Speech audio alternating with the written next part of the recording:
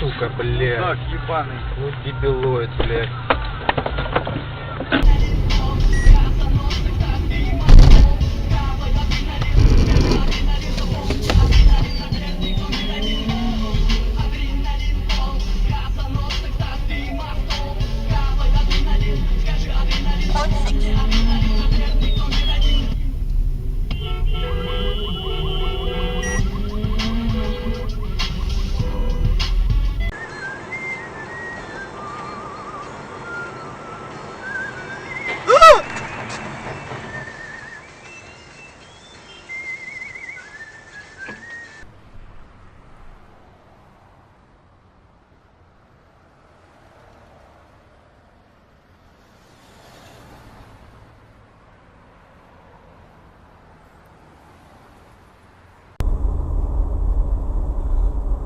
Зайдем сейчас тогда в этот...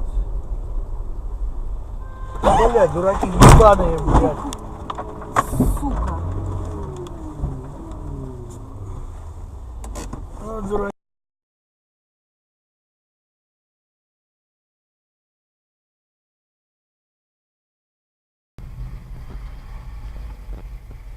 А тепер ще стань так, щоб ніхто приїхати не міг. А там воно стоїть, ёб твою мать. Опа, На! есть. Заебись.